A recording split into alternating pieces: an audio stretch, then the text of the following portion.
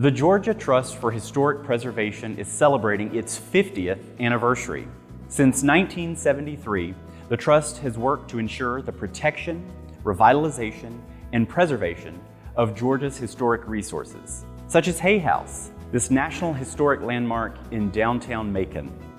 Completed in 1859 and gifted to the Trust by the Parks Lee Hay Foundation in 1977, Hay House is a prime example of Georgia's diverse built environment. It embodies the Trust's mission to protect a structure and preserve its distinct character, down to the smallest detail. The Trust's practical and informative approach to preservation brings people from all backgrounds to the table and spurs vital conversation about Georgia's past, present, and future. With thousands of active members from Atlanta to Savannah, Abbeville to Zebulon, the Trust will continue to champion the history of all Georgians for years to come. The Georgia Trust was formed by a small group of passionate individuals who saw a need for an organization dedicated to preservation efforts around Georgia. From the enthusiasm of early preservation conferences came the push to form the Trust, and the new nonprofit organization was chartered on April 11, 1973. During its charter year, the young organization grew to over 1,000 members. A primary mission of the Trust was to thoroughly investigate, research, and revitalize structures using the highest standards in restoration. The Trust relocated its headquarters to Atlanta's Rhodes Hall in 1983. The organization undertook intensive planning to develop two programs its members had long seen as key to the Trust mission: a heritage education program called Talking Walls to teach a new generation of Georgians about preservation, and a revolving fund to buy and resell important threatened properties. Along with substantial restoration needs at Hay House and Rhodes Hall, planning efforts led to a fundraising campaign towards the organization's preservation and education efforts. The Trust would raise more than $3 million, exceeding its goals and laying the foundation for the organization as it is today. The grassroots group, formed 50 years ago, has now become one of the most respected statewide nonprofit preservation organizations in the country. The mission of the Trust organization is broad as it relates to preservation. Hay House itself sits there as a representative of taking care of a very important piece of property and telling its story. But that's only part of the Trust mission. When you go back to the original group of folks that became the founding trustees of the Trust, you had folks scattered all over Georgia who believed in saving the important parts of their communities. It was good economic development to save old structures and reuse them, and not everything should be bulldozed down and modern structures built. I can remember being unrealistic in my desires to see the house start looking better, because one of the reasons I believe the family gave it to the Trust is that they realized that they could not maintain it. The early years was more fundraising because we had infrastructure to deal with. If you don't have that, there's no reason to do the inside. Plumbing and electrical and... Yes, and there were very many years that our budget was in the red, and I'm very grateful that we had the Georgia Trust there to bolster us and help us with fundraising and actually helping us out when even we came short on the fundraising. Somehow we made it. It's amazing that we did. It's such a blessing that this group of folks were committed, and they started organizing themselves and having their own little conferences for several years. The Georgia Trust has been the leader in bringing together and solidifying a lot of efforts that were being made individually all around the state. I think that the bicentennial of the United States was coming up in the middle in 1976, and prior to that, when the Georgia Trust was being organized, different towns were addressing issues having to do with preservation for their own history.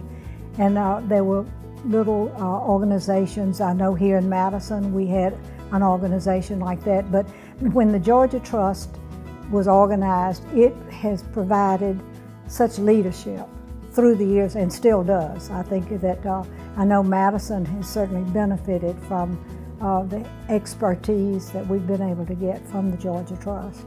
Georgia is unique in the sense that it's one of the original colonies, of course. I can certainly speak to Columbus and the efforts that have been made there in preservation. I know back in the 60s, I think the late 60s, there was a lot of discussion about tearing down the Springer Opera Theater, which is our state opera theater. And those greats in preservation from Columbus banded together then to stop that, and then that was set the course for preservation in Columbus, and I believe those very same people were instrumental in starting the Georgia Trust. The 60s were the time of urban renewal, and there wasn't a sense of preservation then. Growing up in a small town in Vidalia, Georgia, my mother used to ride around and show me where buildings used to be, and the one that she cared about the most was the old railway depot, which was just an incredible building, and it was torn down before I was born. And she always lamented the fact that so many buildings in Vidalia had been destroyed. And at that time, there was no preservation movement. And I think the Georgia Trust has built that not only in Atlanta and Savannah and Madison, but in small towns where people learn to really appreciate the wealth that they have in historic buildings. The Georgia Trust is important because it's the only nonprofit statewide preservation organization in our state, and we cover areas that aren't protected by any other nonprofit organizations. So most of our work's in rural areas, places that don't have organized preservation organizations, and we bring our programs to these areas. For instance, our Places in Peril program really addresses the needs in rural places that are threatened by either neglect or development. We also have a revolving fund for historic properties where we actually can buy and sell endangered historic buildings, seek new buyers for them, put a conservation easement on them which will ensure their preservation in perpetuity. The creation of the Georgia Trust was crucial for the state of Georgia in terms of historic preservation, in that we serve so many different local, smaller organizations. They can reach out to us at any time. Our arm reach is truly from one end of the state to the other, and we help shepherd these organizations along, as well as locals who may not have an organization that is dedicated to preservation. They can come directly to the Georgia Trust for advocacy, for advice, to really wrap their minds around how to preserve their specific historic treasures in their communities. I would say a prime example would be the Usher Thomason House right on South Main Street here in Madison. That happened because of several things that the Georgia Trust guided us locals on. The first is that we have a Madison Morgan Conservancy, and they used their revolving fund to purchase the house. And then the Georgia Trust has come in and put a conservation easement on it. Of course, Hay House, a lot of its significance is contained in the fact that it's a National Historic Landmark. It's been recognized as a very important historic property. But putting it in the context of Macon, for a house like this, which at its time was so technologically advanced, it's a house you would have expected to find in Boston or New York or Philadelphia, but it was built in this little bitty southern town that was barely 30 years from the wilderness. Part of me looks at the Hay House as a laboratory, which helps us figure out the why and the how things were done in the past, which is something that I think will be lost in the future if we don't preserve it. And the Georgia Trust is into preservation, and I think that history is important. Historic buildings are valuable because they still exist, because there's been a lot of effort put in to save them and to give people some knowledge, some sense of the past and the history. One of the great stories in historic preservation is the saving of Grand Central in New York. And Jackie Onassis led that charge. And she said, if we forget about our past, we have no hope for the future. And I can't imagine New York without Grand Central. And that was a real threat, that it was going to be demolished. I think even though we're faced with rampant development, problems in certain neighborhoods, especially in Atlanta, more attention is being paid to preservation, and people are more aware, and there are more groups, especially the Georgia Trust, that get involved and make a difference when it comes to preservation. You know, on a personal level, I live in Ainsley Park, and we have recently faced a big struggle with preservation. We have no restrictions in our neighborhood, and a lot of homes are being torn down. So I would like to see those sorts of efforts continued to save the important properties, not just in my neighborhood, but all over the state. It's an important cause, and I think as we continue to age as a nation, I think people will become even more and more aware how important that is to save our history. The unique thing about most historic towns and cities is its historic resources. The modern buildings, modern construction, subdivision, strip development tends to all look the same wherever you go. So you may not be able to tell the difference between the outskirts of Eatonton and the outskirts of Thomasville, for instance. But it's the historic buildings, the landscapes, that give them their uniqueness. And that's really what the Georgia Trust seeks to preserve, is what gives these places their individual character that sets them apart. Through its many events, the Trust showcases cities, towns, and counties around the state, encouraging heritage tourism and supporting local economies.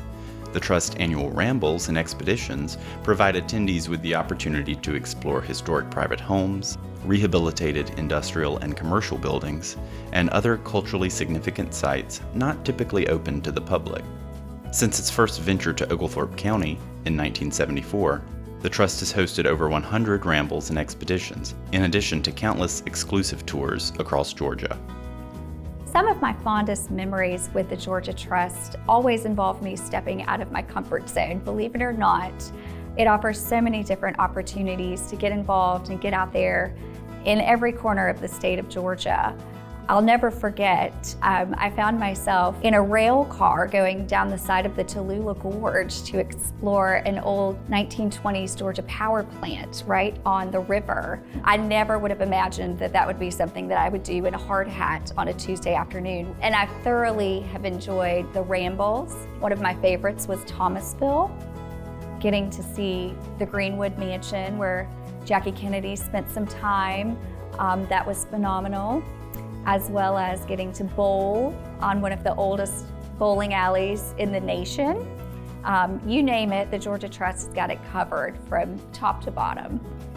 Some of the towns that I've been to that I probably would never have gone to had it not been for the ramble are places like Americus, Monroe, Eufaula, Rome. I might have gone to Rome sometime, but I certainly saw it much better through the ramble than I would have had it not been the ramble. I'm still talking about the Americus Ramble. That just far exceeded my expectations and was just such a wonderful experience. But I think the best thing about the Georgia Trust for me are just the people, not only to see the cities and the towns and the buildings that we're spotlighting and focusing on, but also to see the people, my friends with the Georgia Trust, the people on the staff, the people who attend every ramble and every expedition, and also the people in the towns who are so proud of their city, and they're so proud of what they've done from a historical preservation perspective. The future for the Georgia Trust is bright and ever evolving. We've got our work cut out for us, as Georgia is actually ranked one of the fastest growing states in the nation. Sometimes development is not always sensitive, and it's our job to make sure that we work together with our partners and our resources across the state to ensure that development is sensitive to historic structures, homes, sites, and stories across the state itself. The next 50 years are going to be very important and challenging times for historic preservation. And we believe that the conversion of historic buildings into energy efficient buildings is going to be a big part of our future, which is why we've announced our Georgia Trust Green program. And this is a program that through using state-of-the-art energy efficiency modeling, we can convert these buildings into what we call green buildings. We also think that small towns have a great future because we're going to need to reduce our commuting distances, and we're hoping that people realize that the energy-saving benefits of living in clusters, both in large urban cities and in small towns, will be a big part of our future.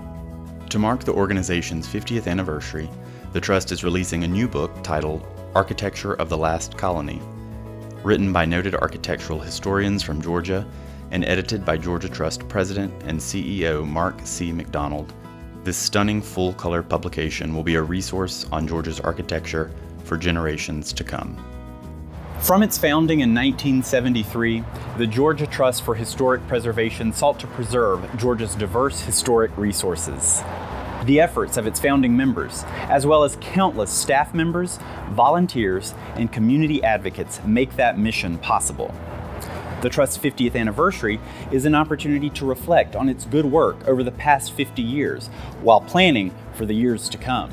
The Trust's mission is now more important than ever as our understanding of the historic built environment expands and as the passage of time and new development impact historic sites across the state.